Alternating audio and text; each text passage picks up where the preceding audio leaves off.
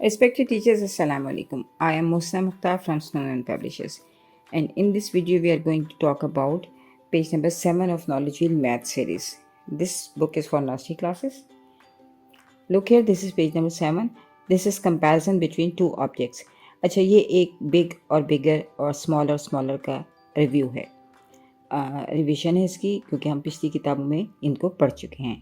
सबसे पहले हमने बिग एंड स्मॉल का कॉन्सेप्ट दिया था ताकि बच्चे आइडेंटिफाई कर सकें। ये तमाम के तमाम जो है मेजरमेंट कॉन्सेप्ट होते हैं। बिग एंड स्मॉल जो है वो बाद में हैवी लाइफ में भी चला जाता है और साथ साथ वो एक वेट के कॉन्सेप्ट को आइडेंटिफाई करता है, साइज़ के कॉन्सेप्ट को आइडेंटिफाई करता है। तो बिग एंड बिगर जो है पहले हम बिग और स्मॉल सिखाते हैं, उसके बाद बिग बिगर यानी और हम आइसोलेट करते हैं और हम बच्चों को एक क्रिटिकल थिंकिंग के हवाले से मज़ीद अब थोड़े से डिफरेंस के साथ बच्चों को बिग एंड बिगर का, स्मॉल एंड स्मॉलर का और उसके बाद बिग बिगर बिगेस्ट का और स्मॉल स्मॉलर स्मॉलेस्ट का कॉन्सेप्ट देते हैं।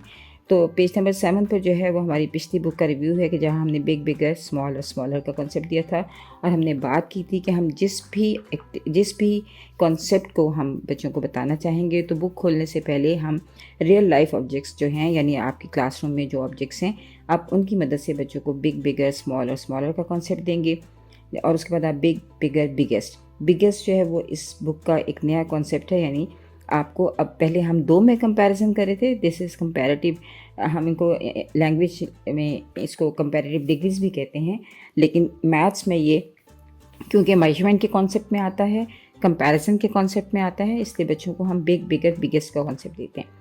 लेकिन इसमें आप कोशिश कीजिए कि बुक खोलने से पहले आप रियल लाइफ ऑब्जेक्ट्स जैसे कि आप एक लंच बॉक्स, फिर बुक और फिर कॉपी या कोई भी इस तरह की जो आप समझते हैं कि बिग बिगर बिगेस्ट, तो आप इस तरह के रियल लाइफ ऑब्जेक्ट्स लें जो बच्चों को आप रखें, टेबल पर रखें। आप कहें, oh look here, this lunch box is small,